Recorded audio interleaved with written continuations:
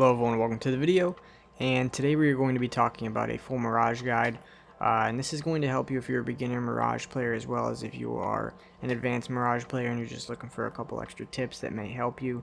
This is definitely going to be the guide for you. So this is in Season 5, since Mirage got a rework, you can now control the Decoy, obviously, so we are going to be going over that a lot, as well as the reworked ult and everything that goes into it.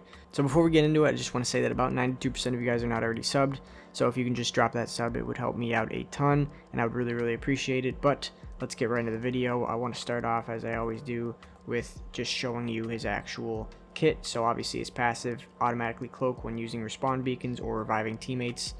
He also cloaks while he is down. And then the next up we have his tactical, which is Psych Out. Obviously it's a decoy and you are able to control it now with the down arrow. And then he has his ultimate, which is Life of the Party, where Mirage deploys a team of controlled decoys to distract enemies. So the first thing I want to talk about obviously is his passive, just briefly, since it is pretty self-explanatory. But if you are getting a res, you will be completely invisible. It is not just kind of invisible, it's completely invisible. You will not be able to see a Mirage that is rezzing, you will just be able to hear him. So do note that it's obviously going to be very loud if you're getting a res, and most of the time people are going to pick up on it. But there have been a handful of times where people have walked right by me, or my friend who was getting a res. So, you know, you can really go for those aggressive, kind of risky revive plays with Mirage now, and it's pretty awesome. So keep that in the back of your mind, that going for that play isn't as risky anymore, because that cloak is very effective, and especially if you're in the middle of a big fighting or a big battleground where there's a lot of teams and a lot of gunfire, a lot of noise that can drown out the revive, then you're going to be able to stick it a lot of the time. So just be a little risky with his passive, because you can get some pretty cool reses off, and I've seen it done.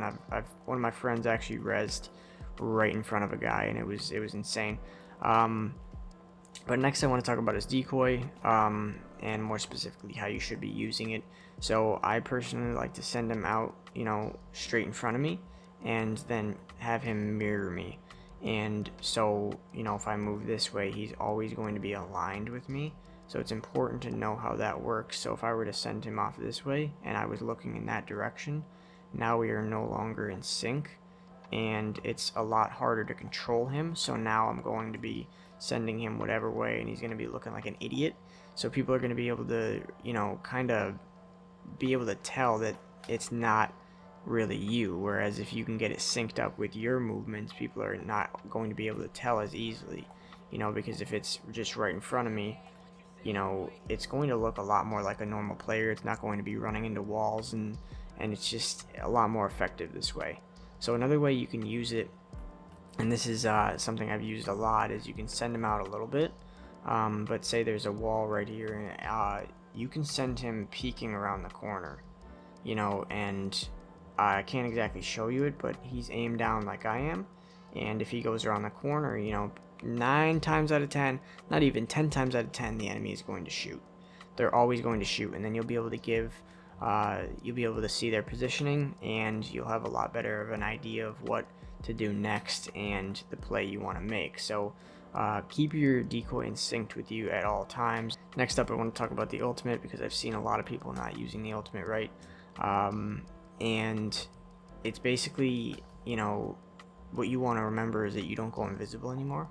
You know, so if I use the ultimate, it shows that you're invisible, but you're immediately not.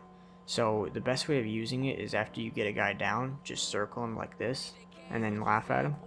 Now obviously, you know, the best way of using his ultimate is using it mid-fight, because you want to create as much of a distraction as you possibly can. So as you can see, this is still going on. This will go on for as long as you need it to, until it gets shot, obviously. But it's very nice, because when it's synced up, it follows exactly where you are. There's almost no way to lose it, unless it like walks behind a wall like that. But even still, for the most part, if you can sync up the decoy, it'll last a lot longer, and it will be almost like attached to your hip. So more about the ultimate though. One thing to note is that if you use the ultimate right in front of the enemy, you know, and you run out like this, they're going to be able to see you. They are going to be able to see the exact you too, because when you ult and you run through it, it shows you first. For like a split second, it will show the real you. So if you use it right in front of an enemy, they're not going to be fooled by it. So what that means is you want to use it behind cover. Another thing to note is that, as you can tell by the charge, I do have a gold helmet, but it charges incredibly fast now. Probably one of the fastest charging ults in the game, right next to Octane or Pathfinder. So, don't be afraid to use it. Don't save it for anything. If you're fighting, use it. Every single time if you're fighting, use it. But the most effective way of using it, like I said, is not in front of the enemy. You want to avoid that at all costs. But if the enemy's there, do something like that.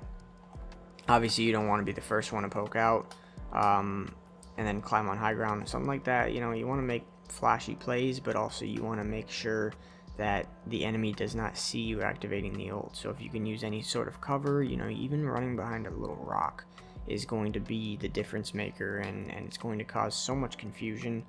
Using it to get away and heal as well, like if you can get behind a rock and just hit the ultimate and just dash in some different direction, they're not going to be able to see you.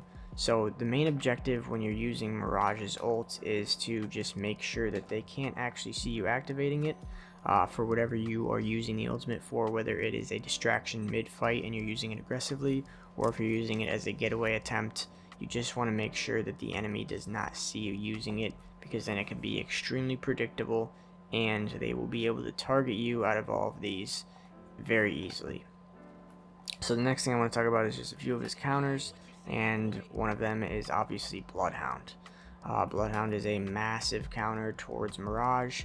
If he scans, he can see the real Mirage. The real Mirage will be outlined, so you just want to make that connection. If you're going up against a Bloodhound, you just want to be a little careful, because he can easily scan you and he will not be fooled.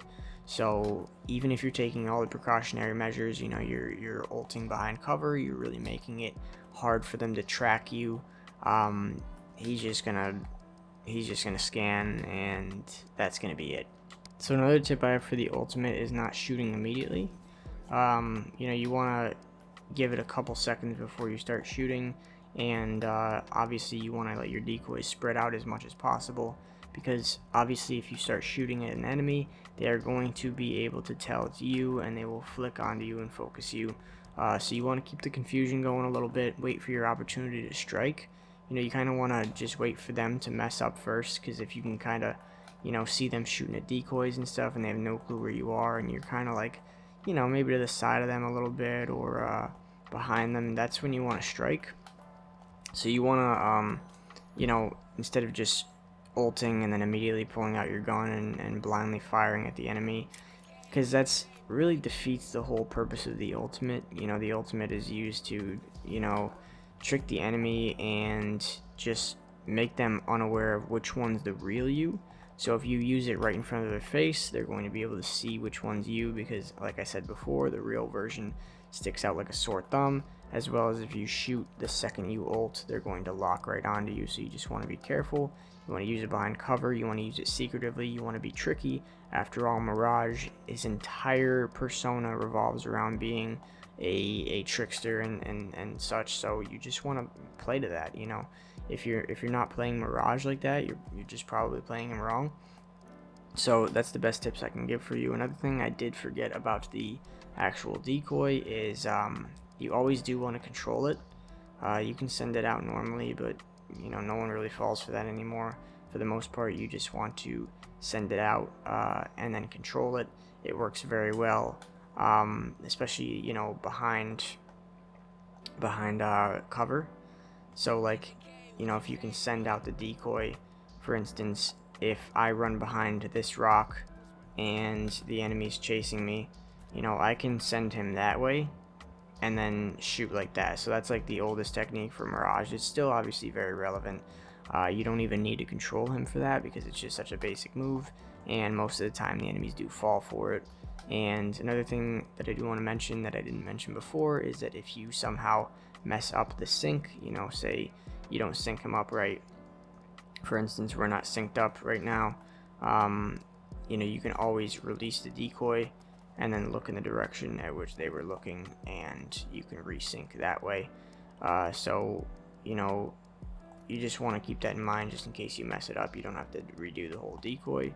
you can just do it like that. Another thing I didn't mention is if you're using the decoy to push somebody around a corner, obviously you can just push them normally like you would, jump around the corner, slide jump around the corner, but because right there they're going to focus on your decoy, and it's going to give you the edge, especially if you're jumping around a corner where they're pre-aiming. This is going to give you a lot more of an advantage than you normally would have, as opposed to just jumping around the corner by yourself, because most of the time if someone's pre-aiming a wall or a corner, they're going to probably destroy you. But if you have the decoy, you can slide. Oh, I messed that one up. But you can slide, jump, and they will see the decoy first. They'll shoot at the decoy. You'll see them shooting. You'll have a more clear view of them, and you will be able to get the jump on them even though they were expecting you. So that's pretty much it for today's video. If I left anything out, there's always the chance that I did, but if I did, just comment below and I will pin the best comment. Obviously this is the best use of Mirage, just circling people, but that's pretty much it for today's video. So thank you guys for watching, and I will see you next time.